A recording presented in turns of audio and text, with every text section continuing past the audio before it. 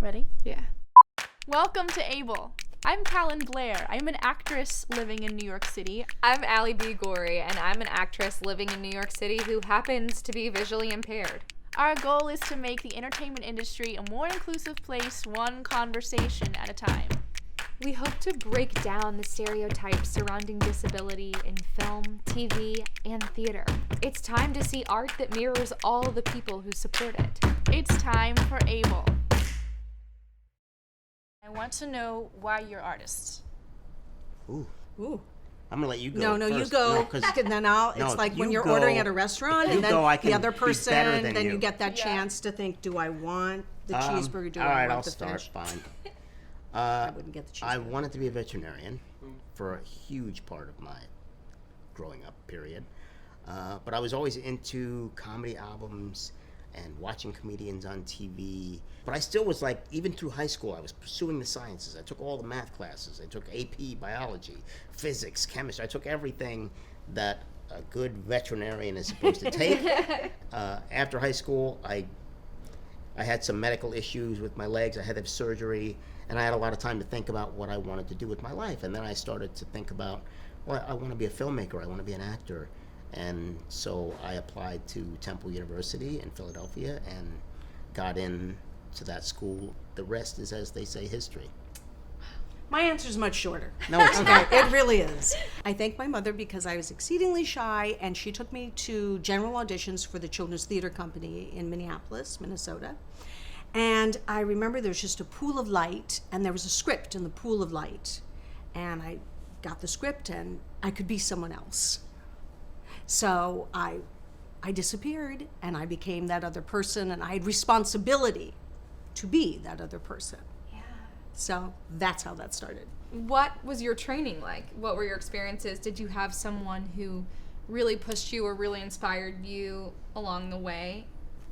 I got accepted at 11 years old to the Children's Theater Company, and it's very vigorous. And I started a program called the Urban Arts Program, where you go to school half the day, and then you get excused to go to Children's Theater School.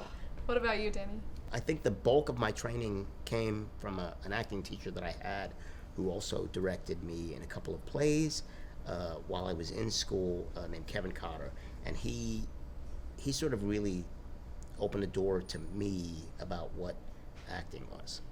So when you were fresh out of college, what was the audition process like for you, and how has it changed, other than people being like, Yeah, I'm sure now they're like, Danny. oh, Danny, let's get him. Like, Yeah, banging down my door. Back when I started, it was literally, going door to door, knocking on doors, pounding the pavement, that kind of thing.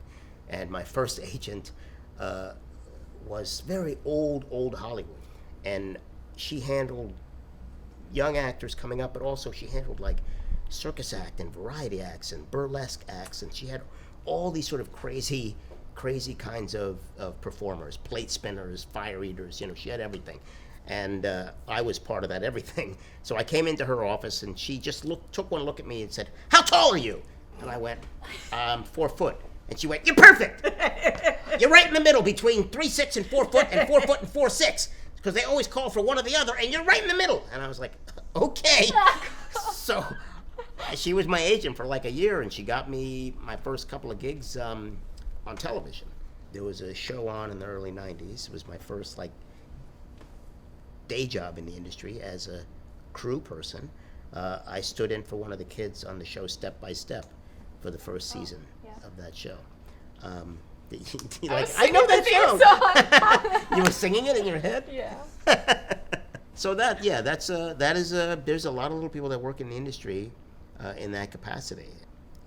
It's necessary to have adults come in and replace the kids a lot of times, because kids are only allowed to be on set for Laws, yeah. Yeah, a certain amount of hours. Their attention span. Not like the old days when you could keep a kid on set for 17 hours and then bring him back in 4 hours later after a nap and a cookie. So I want to ask both of you this question. If you could get everyone in the room, every writer, every casting director, every agent, everyone in the industry, and you could say something, and they would listen, and they might make the change. As a writer, Amy, maybe you have. I think to give women of a certain age, because after a certain age, especially in Hollywood, you vanish. And to give that opportunity more, so the performer is valued, and not just the beauty, but the experience and the talent is honored. And we see, I think, how that's changing now. We see that women are getting more of a voice, and people of color are getting more of a voice. But what we're not seeing is that people with disability are getting that same voice. Correct. We are continually overlooked in the diversity inclusion discussion. One thing I think that I've realized it's really important in film, TV, and in theater, and that I think both of you guys understand, is the types of stories that are being told. Because, I think a lot of times the character with a disability is a hero or a tragic character or like A trope. Or Right, totally. So what story types do you want to see, and what narratives do you want to see being told? To avoid tropes, we have to have stories that where you have the neighbor or the pizza delivery guy or girl that are just, they happen to have disability, but it's not some grand part of the story. They're just a person in the community. It just becomes interwoven into this story. Exactly. For me, a lot of times when I've gotten opportunities that have been perhaps something I don't want to do, I will broach the subject of making changes. Like, for example, the first episode of Seinfeld I did, we had this scene where Michael and I, Kramer and I, have a mano-a-mano sort of battle. And it was originally written that I would be on his back and he'd be spinning around, and it looked very sort of cartoonish. And my thought was, can't we make this like two guys on equal footing, having a physical, like hand-to-hand combat, hand on the shoulder, grabbing the shirt, that kind of thing. And that's what it ended up being. And I felt that was much funnier than if we sort of tried to exploit overtly the differences in our height, as opposed to just let it exist on film and let people respond to that as they will. Right? But not like try to hit it over the head so hard. There are so many cheap ways to go. Yeah, That- exactly. yeah. And a lot of times I get the cheap way first, and then I say, how can I wriggle out of the cheap way and make it something else? Make it something So doable and important. splendid. And I think that's something great too, for maybe even young actors with disabilities coming up, to empower them, if they're hearing you say that, because I think it is your job as an actor to say, this is actually not the best way to. Right. I mean, it's essentially, it's like nudity. If you're going to be nude, you have to make the rules about how that nudity occurs or doesn't occur. You have the conversation, yeah. And if you're presenting yourself in a way as a person with disability that is derogatory, you feel in your heart is derogatory, you have a responsibility not just to yourself but to everybody else who's going to see that role in a derogatory way, and try to make those changes before you finish the day. So do you feel like a responsibility? I couldn't care less. I don't care what you people do on your own time. You're on your own. Yeah. Absolutely. Yeah, Absolutely. absolutely. I mean, it's something I've battled with my entire career. Like, here's an example. This was an on-the-set moment. I was in the film Jingle All the Way, Oh, yes. 1996. Good one. And there's a scene in the thank you. There's a scene in the Santa workshop with all the criminal elves and Santas that were doing the black market toys, where Arnold is about to, fisticuffs with everybody, and the director says to me, who's a good friend of mine now, he says to me at the time, I want you to go up and bite Arnold on the ass. And I go, yeah, I'm not going to do that. Can't I do something else?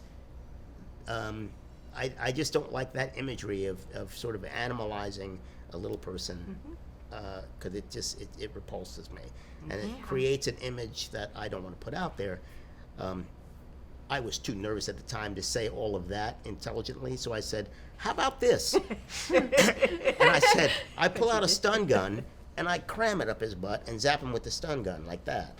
And so that's what ended up on the screen. I pull like out of my vest. All of a sudden, I've got a stun gun. I go, yeah, my own personal stun gun, and I'm like, and then I go bang, and I hit him with that, and I'm like, whew, I averted another one. But you another one had of to those think kinds very of quickly. You're Yeah. in the moment, on the set. And it was director just like a tells you, spontaneous there's thing. Tons of Hey, people this is what you there. should The do. cameras are rolling. There's so much pressure on Danny to make that split-second decision for his soul in that very minute where he's employed. And it's my it's first his job, big and it's his budget first, film. and he's with Arnold. He's in these scenes with him, and it's like, and he figured it out. How has the response been? Yeah, like the When- creative is teams. that what are you were gonna they- ask that? Yeah, that's I knew you were exactly. gonna ask that. You mean when I brought up stuff Yeah, when like you bring that? up things, are they like, great, cool, or is there ever pushback? There has been, yeah. I did a series years ago, and there was one scene in the pilot where the character that I'm playing, who's a gnome, is in a child seat in the car, and I didn't like that imagery at all. So I said, there's certain things I don't want to do, and I don't want to present this kind of image. And that was one of them. And he goes, fine. So I'm in a makeup test, and I'm in the trailer, and I'm getting all the makeup on, and a prop guy comes in, and he goes, I got a couple of child seats for you. Which one do you want to try out? And I go, we're not doing that. So then one of the producers comes in, and they go, well, Network wants to see it. And he says, you have to do it, or they're going to send you home. And then he's And I got up from my chair and I said, send sent me me home. home. I see you getting riled up.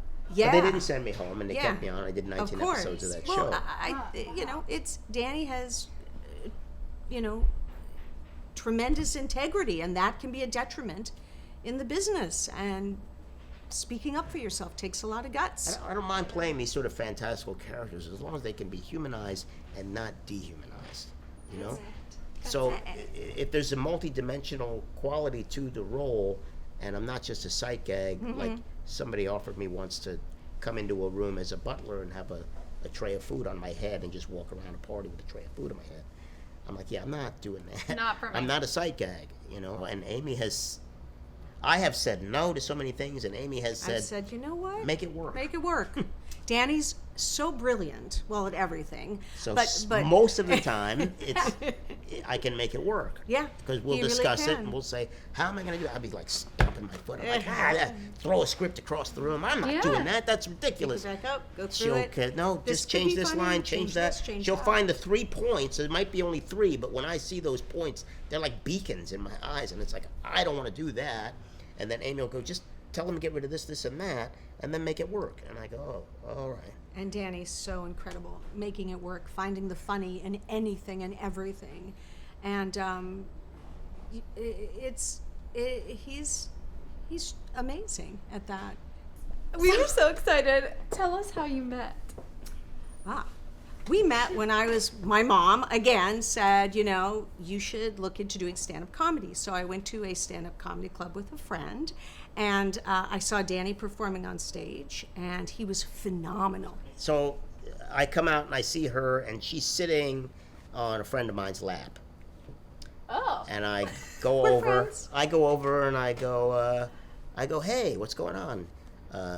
And she says to me, we're talking. I was like, Sassy. okay. Yeah, very sassy. Yeah. I think it was interesting when I started dating Danny what the response was. And there was a lot of prejudice, and we had lots of run-ins that were very unpleasant. And I lost a lot of people that I thought were friends because of their reaction to Danny. And She didn't warn them. That was it. Yeah, That was didn't the warn idea Oh, too. God forbid. You have to warn. If one of those guys shows up, you got to warn people.